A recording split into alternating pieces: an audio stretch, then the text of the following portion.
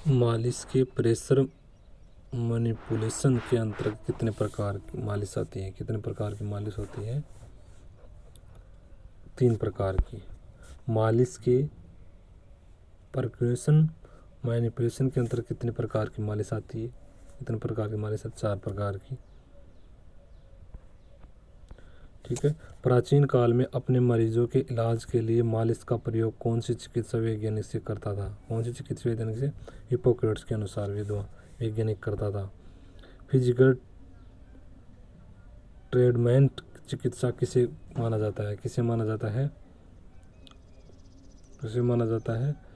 Physiotherapy को। वह कौन सी चिकित्सा विधि है जिसमें बर्फ का प्रयोग किया जाता है? कौन सी चिकित्सा विधि? क्रायोथेरेपी। वह कौन सी चिकित्सा विधि है जिसमें ठंडे व गर्म पानी का प्रयोग किया जाता है? किसका? क्रांटस्ट बाथ। वह कौन सी चिकित्सा विधि है जिसमें मोम का प्रयोग किया जाता है? कौन सी विधि का प्रयोग? कौन सी विधि का? Paraffin bath. कोल्ड स्प्राई में कौन सी गैस का प्रयोग होता है? कोल्ड स्प्राई में कौन सी गैस का प्रयोग होता है? क्रायोथेरेपी का। कोल्ड स्प्रेन में कौन सी गैस का प्रयोग किया जाता है? कौन सी गैस का? बी। क्रायोथेरेपी का। वह कौन सी में? क्रायोथेरेपी का। 7वां सही बी प्रांत बात। इसमें क्रायोथेरेपी का कौन सा? क्रायोथेरेपी। 8वां 7 में ए। देखो वह कौन सी विधि? 6वां वैसे कौन सी विधि है जिस ठंडे गर्म पानी का प्रयोग कॉन्ट्रास्ट बाथ का प्रयोग है? किसका? कॉन्ट्रास्ट बाथ का। 7 में क्या है? पार्टा बाथ। वह कौन सी चिकित्सा विधि इसमें मोम का प्रयोग होता है? Paraffin bath. ठीक है। कोल्ड स्प्राइन में कौन सी गैस का प्रयोग होता है? कोल्ड स्प्राइन में बी एथिली कोल्डन मेथेन्स का प्रयोग होता है। वह कौन सी विधि है जिस तरह शीतलता नामक सिद्धांत का प्रयोग किया जाता है? किसमें? भंवरे स्नान में। किसमें? भंवरे स्नान। किस चिकित्सीय विधि में ठंडे पानी में चोट लगी अंग को डुबोकर अभ्यास कराया जाता है? किस विधि में? क्रायोकाइनेटिक्स में। इंफ्रारेड किरणें निकलने के लिए किन 2 उपकरणों का प्रयोग किया जाता है? किन 2? प्रकाशयुक्त अप्रकाशयुक्त। किस चिकित्सीय विधि में सूर्य की किरणों का प्रयोग किया जाता है? किस चिकित्सीय विधि में प्रकाश किया जाता है? इंडाम्फर तक क्रायोकाइनेटिक्स का। ठीक है। वह कौन सी विधि विद्युत चिकित्सीय विधि है जिसके द्वारा विद्युत धारा प्रवाह के माध्यम से ऊष्मा उत्पन्न की जाती है? किसमें? डायाथर्मी में। डायाथर्मी को उसके विद्युत धारा प्रवाह के माध्यम से उत्पन्न तरंगों की फ्रैंक्यूशन के आधार पर कितने प्रकार में बांटा गया है? 3 प्रकार में। विद्युत चुंबकीय तरीकों को शॉर्ट वे डायाथर्मी के अंतर्गत उपचार की कौन सी विधि आती है? कौन सी विधि आती है? एक तो होती है पहली, एक दूसरी। ठीक है। पहली और दूसरी आती है। विद्युत चुंबकीय तरीके सबसे अच्छा तरीका कौन सा माना जाता है? कौन सा माना जाता है? माइक्रोवेव थेरेमिया। वह कौन सी विद्युत चुंबकीय है जिसमें विद्युत चुंबकीय ऊर्जा का प्रयोग मुलायम ऊतकों तथा हड्डियों की तीव्रता सूजन को कम करने के लिए प्रयोग किया जाता है? किसका? डायपल्स थेरेपी का। पेराध्वनि तरंगों का प्रयोग किस चिकित्सीय विधि में किया जाता है? किस तरीके में? किसमें? डायोटिक्स में किया जाता है। ठीक है। फिजियोथेरेपी के जन्मदाता किसे कहा जाता है? फिजियोथेरेपी का जन्मदाता हिप्पोक्रेट्स को आता है। शारीरिक उपचार को किससे संबोधित किया जाता है? किससे संबोधित किया? फिजियोथेरेपी। चोट लगने के पश्चात पुनः स्थापना में जो एक्सरसाइज कराई जाती है उसे क्या कहा जाता है?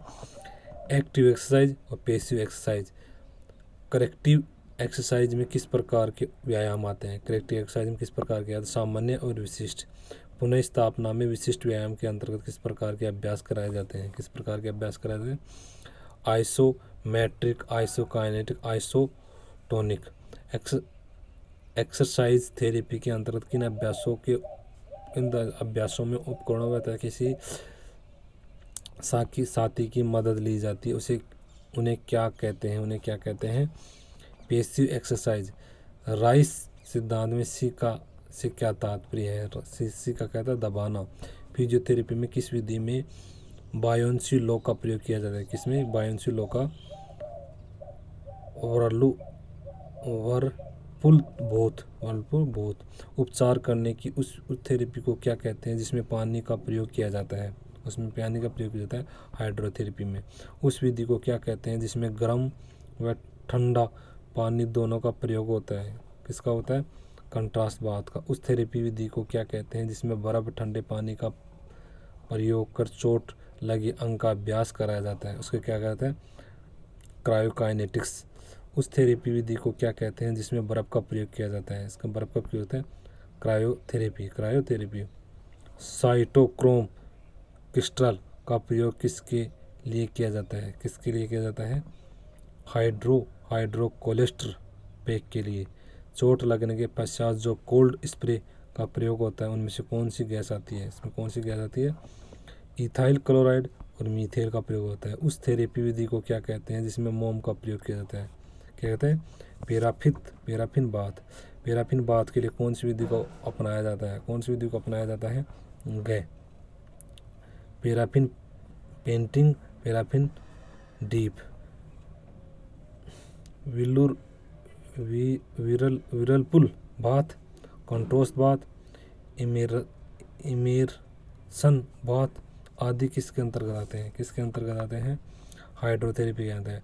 Cold pack, cryokinetics, ice pack, ice massage, cold towel आदि किसके अंतर्गत आते हैं? किसके अंतर्गत आता है? क्रायोथेरेपी के अंतर्गत है। जिस बर्फ़ का प्रयोग होता है उसे क्या कहते हैं? उसे क्या कहते हैं? क्रायोथेरेपी। उस थेरेपी को क्या कहते हैं जिसमें ठंडे पानी अथवा बर्फ़ का प्रयोग किया जाता है? उसे क्या कहते हैं? कोल्ड थेरेपी, क्रायोथेरेपी कहा जाता है। ठीक है, आगे देते हैं। कॉन्ट्रैक्ट बाथ में सबसे पहले किसका प्रयोग किया जाता है? किसका प्रयोग किया जाता है? ठंडे पानी का। चोट लगने के पश्चात कितने समय के अंतर बर्फ का प्रयोग होना चाहिए? कितने समय के बाद? 2 से 3 मिनट के अंदर। 2 से 3 मिनट के अंदर प्रयोग होना चाहिए। पैराफिन बाथ में पैराफिन द्रव्य के साथ किस पदार्थ को मिलाया जाता है? किस पदार्थ को मिलाते हैं? पेट्रोलियम जेली को। पैराफिन बाथ के अंतर्गत पैराफिन दवा को किस ताप तक गर्म किया जाता है? किस ताप तक गर्म किया जाता है? 40 से 48 डिग्री सेल्सियस। हाइड्रोथेरेपी के अंतर्गत हाइड्रोकोल्ट्रल पैक को कितने तापमान गर्म किया जाता है? कितने तापमान पर गर्म किया जाता है? 65 डिग्री सेल्सियस है। कॉन्ट्रैक्ट बाथ में बर्फ पानी का ताप सबसे अच्छा किस स्तर पर माना जाता है? किस स्तर पर माना जाता है? 40 से 45 डिग्री सेल्सियस। खेल चिकित्सा शास्त्र में प्रकाशीय किरणों से संबंधित किरणों से कौन सी विधि अपनाई जाती है? कौन सी विधि अपनाई जाती है? इंफ्रारेड किरणें, अल्ट्रावायलेट किरणें, ल्यूमिनिस तथा नॉन ल्यूमिनिस उपकरणों का प्रयोग किस थेरेपी में किया जाता है? किस थेरेपी में किया जाता है? इंफ्रारेड किरणों द्वारा। इंफ्रारेड किरणों की तरंगों की लंबाई कितनी होती है? कितनी होती है इंफ्रारेड किरणों की? 40,000 एम्पियर यूनिट। डायथर्मी कितने प्रकार की होती है? डायथर्मी कितने प्रकार की होती है?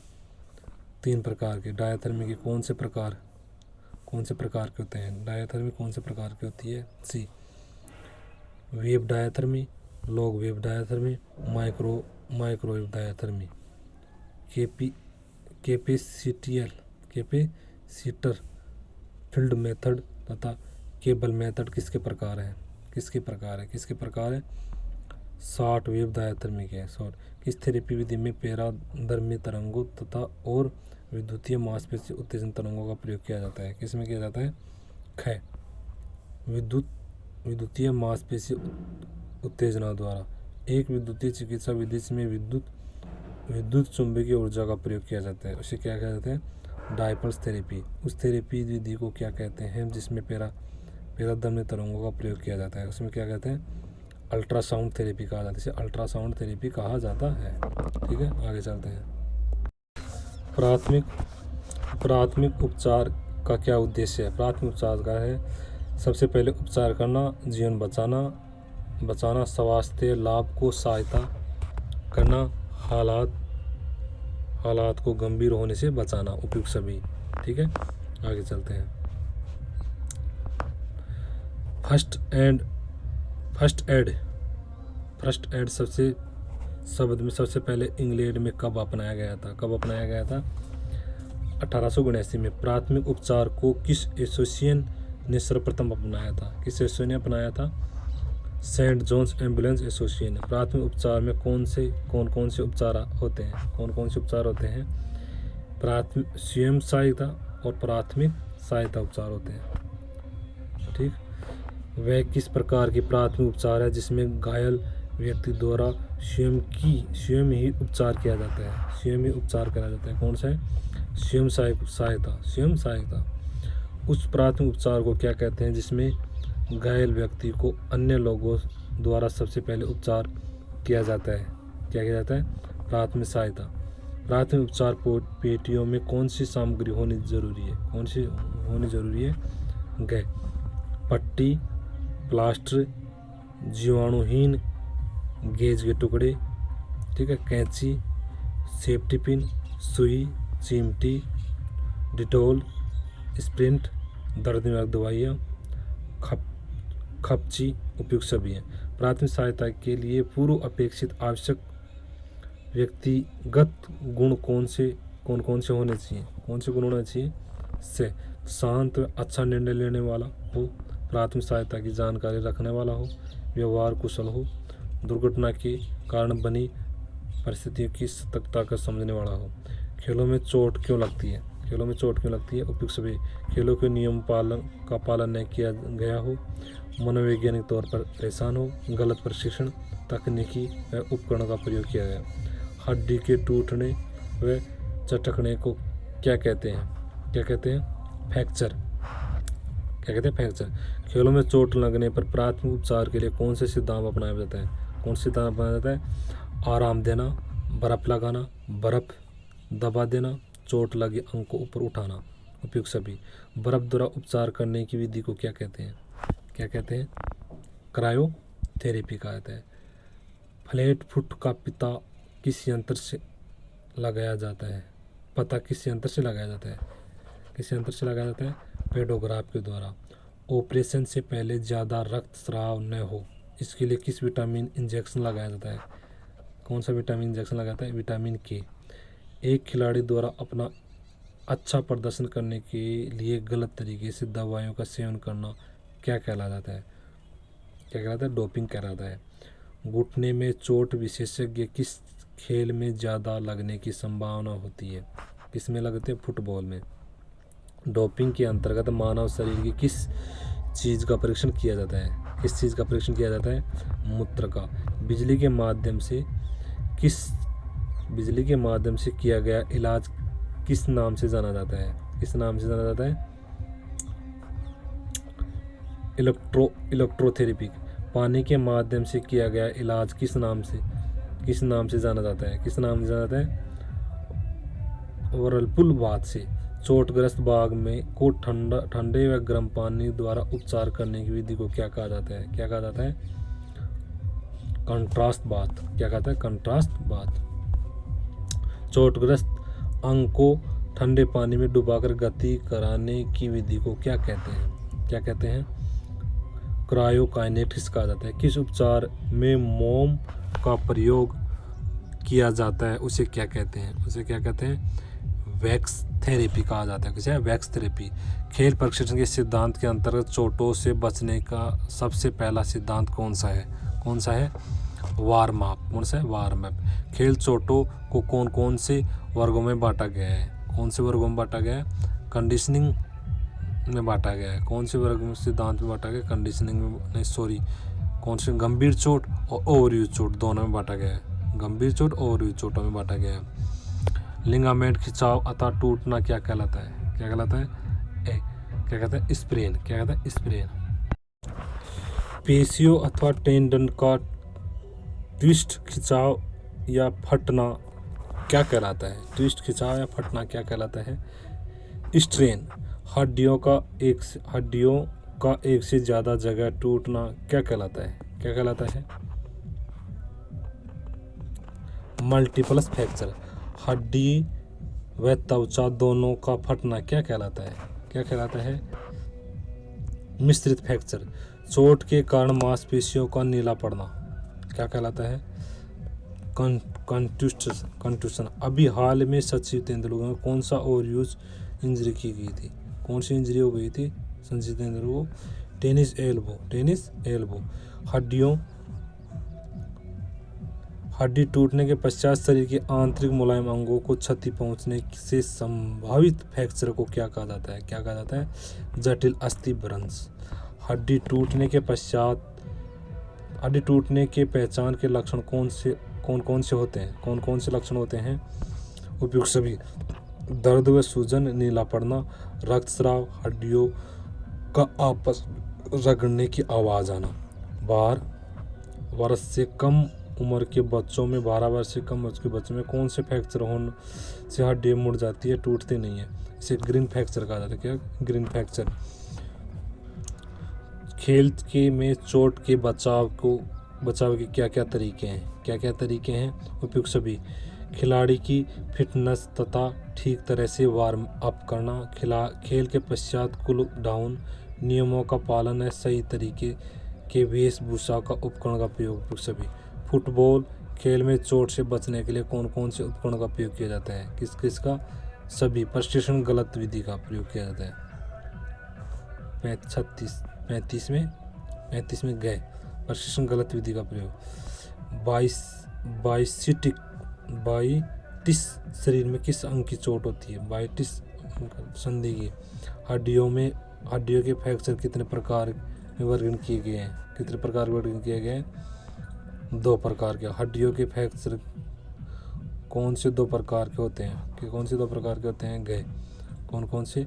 साधारण बंद फ्रैक्चर, एक होता है संयुक्त खुला फ्रैक्चर। चोट लगने के पश्चात हड्डी कई स्थानों से कुचल जाती है, उसे क्या कहते हैं? उसे क्या कहते हैं? कम्युनिटेड फ्रैक्चर। मांसपेशी में तीक्ष्ण संकुचन के कारण होने वाला फ्रैक्चर क्या कहा जाता है? क्या कहा जाता है? गए एओलजन अस्थि फ्रैक्चर कहा जाता है। खिलाड़ियों की चोट लगने के पश्चात अत्यधिक खून न बहे, इसके लिए किसका प्रयोग किया जाता है? किसका प्रयोग किया जाता है? टॉर्निकेट का प्रयोग किया जाता है। खेल के दौरान शरीर के अंग पर रगड़ खाने से चोट लगती है, उसे क्या कहते हैं? उसे क्या कहते हैं? एब्रेशन। जल जाने पर सबसे पहले क्या उपचार किया जाता है? जल जाने पर सबसे पहले ठंडा पानी या बर्फ का प्रयोग किया जाता है।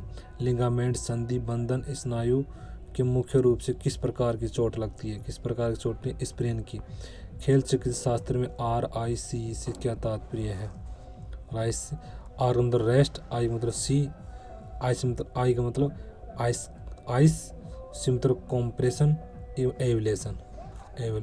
ठीक है। भारत में खेल चिकित्सा शास्त्र से संबंधित कौन सी राष्ट्रीय संस्था है? कौन सी है? IASM। खेल के दौरान अचानक पेट के ऊपरी भाग में तीखे दर्द को क्या कहते हैं? तीखे दर्द क्या कहते हैं? स्टिचेज। इम्पोंडिलाइसिस नामक चोट शरीर के किस भाग में लगती है? किस भाग में लगती है? वर्टिब्रा में। मेटाटार्सल हड्डी के स्प्रेच फ्रैक्चर किस नाम से जाना जाता है? किस फ्रैक्चर नाम से जाना जाता है? गए मार्च फ्रैक्चर से। पानी बाधा दौड़ तथा बाधा दौड़ के खिलाड़ियों के मुख्य रूप से कौन सी चोट लगती है? कौन सी दौड़ लगती है? गए ब्रिस्ट हिल फ्रैक्चर। एक फुटबॉल खिलाड़ी को सबसे ज़्यादा चोट कहाँ लगती है? कहाँ लगती है? टखने में। निम्न में से किस प्रेशर मैनिपुलेशन कहते हैं? किस प्रेशर को मैनिपुलेशन कहते हैं? क्या कहते हैं?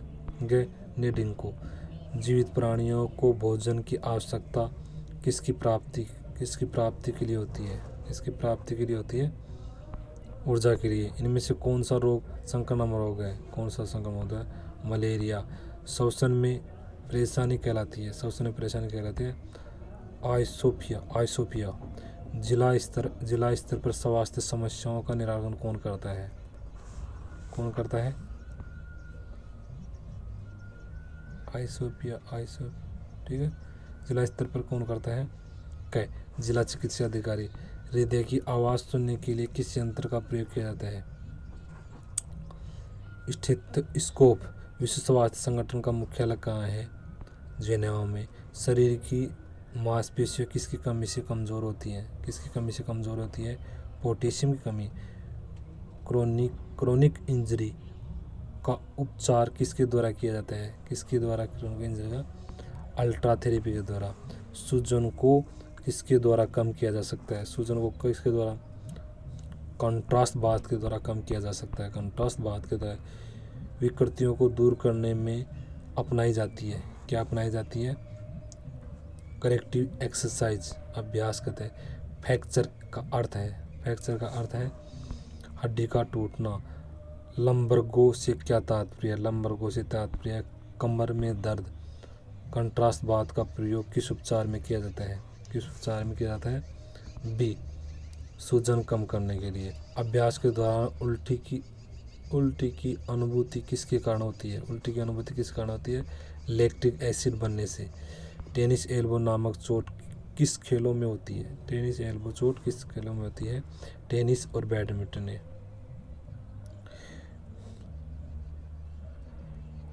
एफ्लुएंस नामक शब्द किससे संबंधित होता है? मालिश से। टेंडनाइटिस से क्या तात्पर्य? टेंडनाइटिस से क्या तात्पर्य है? टेंडनाइटिस से क्या तात्पर्य है? टेंडन में जलन। थकान का क्या कारण होता है? थकान का क्या कारण होता है? थकान का क्या कारण होता है? लैक्टिक एसिड का बनना थकान का कारण होता है। लैक्टिक एसिड का बनना। ह्यूमरस हड्डी कहाँ स्थित होती है? ह्यूमरस हड्डी कहाँ? हाथ में होती है। खिलाड़ी की चोट लगने के पश्चात जो स्प्रे लगाया जाता है उसमें क्या पदार्थ होता है? क्या पदार्थ होता है? Ethyl chloride. पुनर्वास के लिए करेक्टिव एक्सरसाइज के अंतर्गत किस प्रकार की व्यायाम किए जाते हैं? किस प्रकार व्यायाम किए जाते हैं? उपयुक्त सभी। Isometric exercise, isotonic exercise, isokinetic exercise, भौतिक प्रतिरोध, सर्किल ट्रेनिंग। उपयुक्त सभी। ऊंचाई पर क्या प्रभाव पड़ता है? ऊंचाई पर क्या प्रभाव पड़ता है? ऑक्सीजन की कमी, गुरुत्वाकर्षण बल का कम होना, हवा का प्रतिरोध कम होना, हवा की डेंसिटी कम होना। उपयुक्त सभी। ऊंचाई पर लगातार अभ्यास करने में कौन सी क्षमता विकसित होती है? कौन सी क्षमता विकसित है? एरोबिक क्षमता। गर्म वातावरण में अभ्यास करने से खिलाड़ी को किन किन समस्याओं का सामना करना पड़ता है? उपयुक्त सभी। ऊष्मा थकान, ऊष्मा आघात। ऊष्मा आघात के लक्षण होते हैं, क्या होते हैं? ऊष्मा आघात के लक्षण क्या होते हैं? उपयुक्त सभी होते हैं। पूरे शरीर में गर्मी महसूस होना, मांसपेशी में ऐंठ होना, सिर व वक्ष में दर्द होना। उपयुक्त सभी होते हैं। ठंडे वातावरण में अभ्यास करने पर शरीर पर क्या गलत प्रभाव पड़ता है? क्या गलत? मांसपेशी तनाव, संकुचित में गति धीमी, मांसपेशियों का सख्त होना, क्षतिपूर्ति से देरी, ग्लाइकोजाइन का संग्रह कम होना। उपयुक्त सभी होती हैं। एक खिलाड़ी अपने खेल प्रदर्शन के सुधार के लिए गलत रास्ते या गलत तरीके द्वारा प्रतिबंधित दवाइयों का सेवन करते हैं, उसे क्या कहते हैं? उसे क्या कहते हैं? डोपिंग कहते हैं। उसे डोपिंग कहा जाता है। एक खिलाड़ी द्वारा अपने प्रदर्शन में सुधार लाने के लिए गलत तरीके से भारी पदार्थों का सेवन करने को क्या कहा जाता है? क्या कहा जाता है? डोपिंग। भार कम करने वाले ड्रग्स, वेट रिड्यूसिंग किसे कहा जाता है? किसे कहते हैं? क्या कहते हैं? डायटिक्स। LOC ने डोपिंग की कितने श्रेणी में बांटा गया? कितने श्रेणी में बांटा गया? 3 श्रेणी में बांटा गया। प्रतिबंधित विधियों के अंतर्गत कौन कौन सी विधियाँ आती हैं? प्रतिबंधित कौन सी विधियाँ आती हैं? 4 विधियाँ आती है। Blood doping, and admission, exercise, 4 doping आती हैं। डोपिंग के प्रथम वर्ग मादक पदार्थ सेवन वर्ग में कौन सी ड्रग्स आते हैं? कौन से पदार्थ उपयुक्त सभी आते हैं। उत्तेजक दवाइयों का दर्दनाशक दवाइयाँ, एनाबॉलिक स्टीरॉयड, बीटा ब्लॉकर्स सभी दवाएं आती हैं। एनाजोस, डायटिक्स उपयुक्त सभी। मेराडोना, बेन जोन्स आदि नामी ग्रासी खिलाड़ियों में डोपिंग के कारण प्रतिबंध लगाया गया। कौन सा ड्रग्स था? नारकोटिक्स, नार्कोलेंस। डोपिंग के अंतर्गत मूत्र के नमूने की कैफीन मात्रा कितने UGMI से अधिक होनी चाहिए? कितने? 12 UGMI से अधिक होना चाहिए। ड्रोपिंग में AAS से क्या तात्पर्य है? AAS से क्या तात्पर्य? Anabolic androgenic steroids. Anabolic steroids का पुरुष किस हार्मोन से संबंधित होता है? किस हार्मोन से संबंधित होता है? टेस्टोस्टेरोन से हार्मोन से। पुरुष महिलाओं के डोपिंग में सम्मिलित होने के काल के पश्चात डोपिंग छोड़ने पर किन हार्मोन का स्तर नीचा होता है? इस हार्मोन का नीचा हो जाता है। इस हार्मोन का टेस्टोस्टेरोन। डोपिंग के अंतर्गत EPO से क्या तात्पर्य है?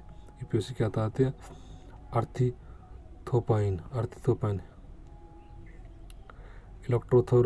इलेक्ट्रोथोरोपिन नामक पदार्थ किस शरीर के किस उत्पाद पदार्थ बढ़ा देता है? किस पदार्थ को बढ़ा देता है?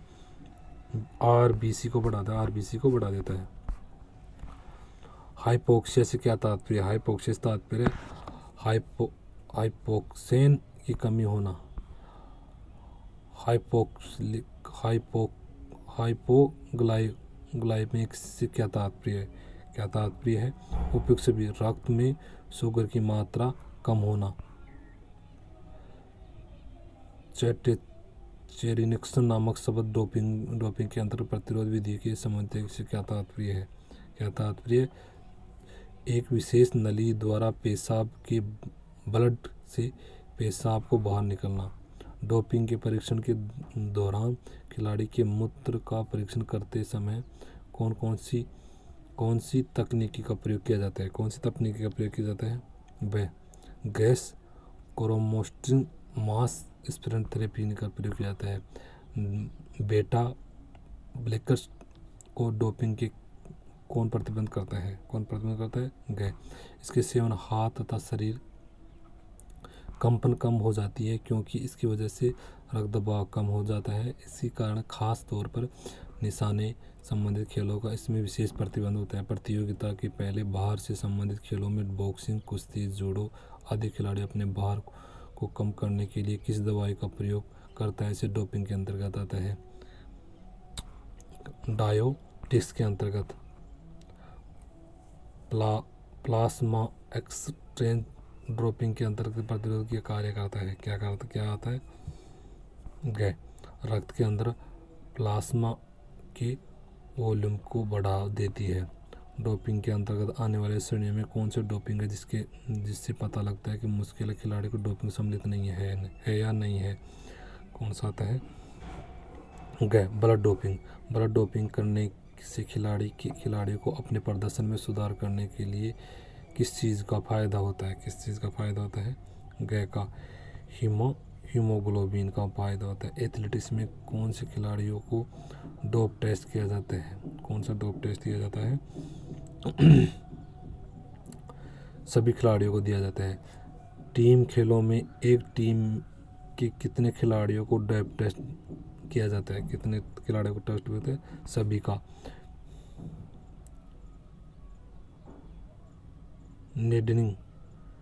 काइनेडिंग मसाज का प्रकार काइनेटिक मसाज पर नाम से जाना जाता है। किसके नाम से जाना जाता है?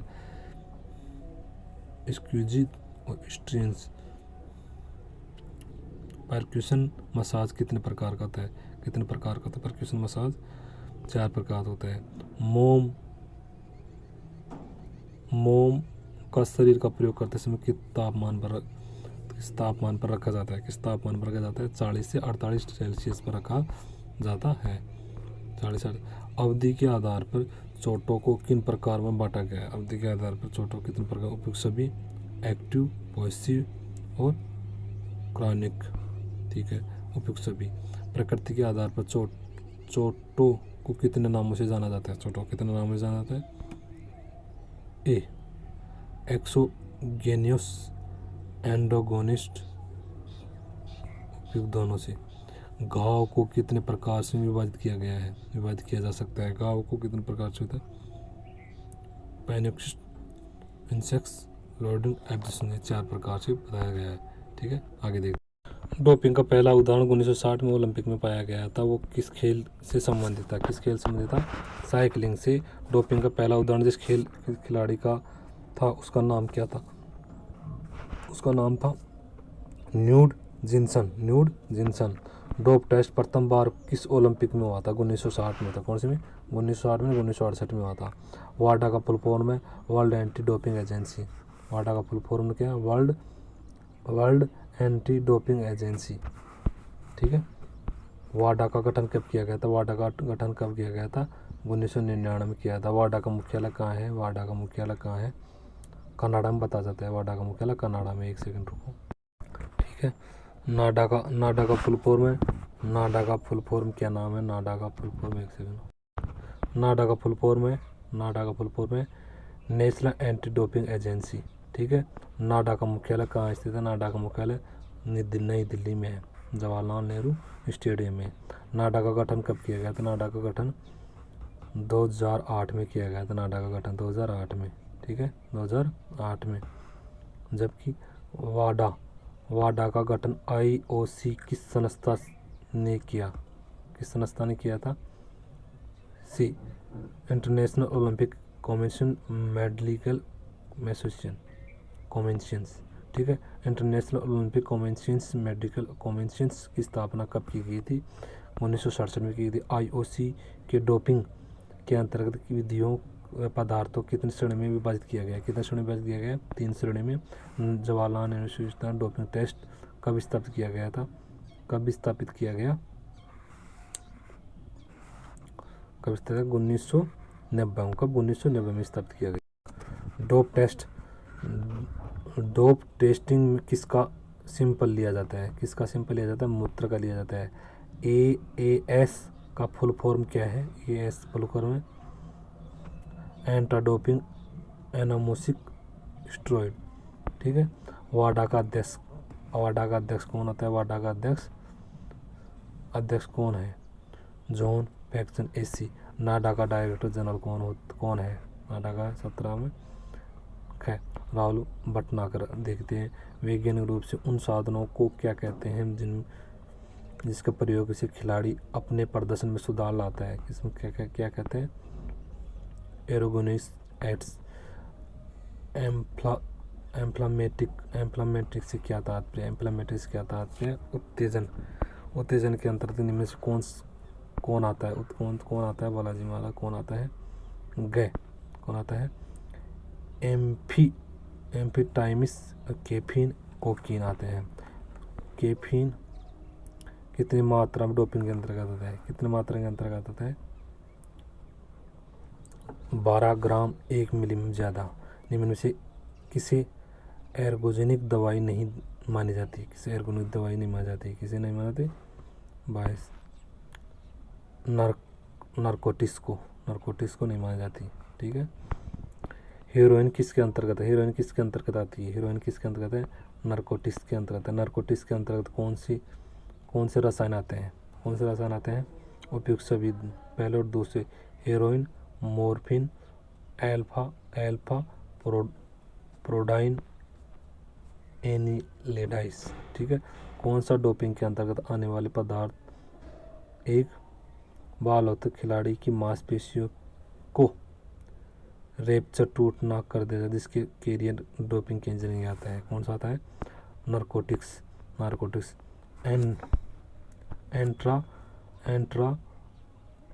एंड्रोजेनिक एनाबॉलिक स्टेरॉइड की तुलना पुरुषों के किस हार्मोन से की जाती है? किस हार्मोन से की जाती है? टेस्टोस्टेरोइड हार्मोन से की जाती है। एंड्रोजेनिक के क्या अर्थ है? एंड्रोजेनिक क्या अर्थ है? पुरुषों का तत्व। एनाबॉलिक का क्या अर्थ है? एनाबॉलिक का क्या अर्थ है? Tissue buildings. नंड्रोलोन,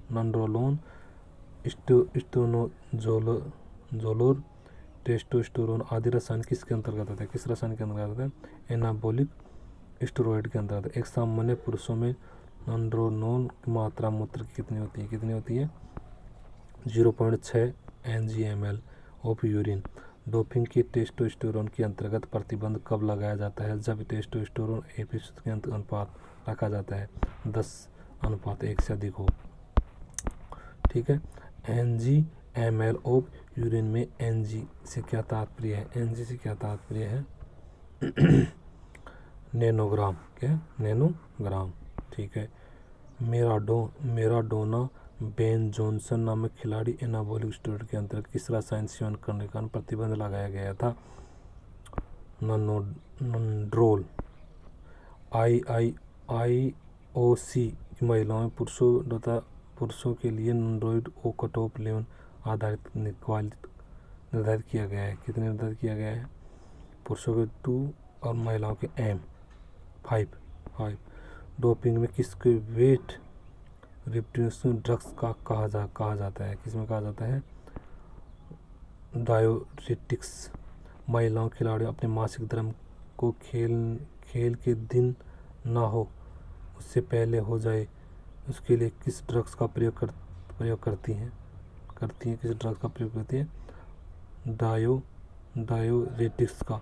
बाहर से संबंधित खेलों में कौन से डोपिंग पदार्थ का प्रयोग किया जाता है? किसका प्रयोग होता है? डायोरेटिक्स का प्रयोग करता है। ब्लूमेटानाइड, क्लोरथालिनॉइड, ट्राइटेरिन आदि रसायन किस अंत के अंतर्गत आता है? किसके अंतर्गत आते हैं? डायोरेटिक्स के अंतर्गत। इनमें से कौन सा सिर्फ पुरुषों के लिए प्रतिबंधित है? कौन सा है पुरुषों पर प्रतिबंधित? कोरियोनिक गोनेड्रोइड। कौन सा प्रतिबंध रसायन बोन मैरो के स्टेम कोशिकाओं को RBC बनाने के लिए उत्तेजित करता है? कौन करता है? उत्तेजित करता है एरिथ्रोपोइटिन। निम्न में से एंडुरेंस खेल वाले धावक किसका प्रयोग करते हैं? किसका प्रयोग करते हैं? एरिथ्रोपोइटिन का प्रयोग करते हैं। कौन सा रसायन RBC के उत्पादन की दर बढ़ाता है? कौन सा बढ़ाता है? एरिथ्रोपोइटिन। ठीक है, आगे चलते हैं।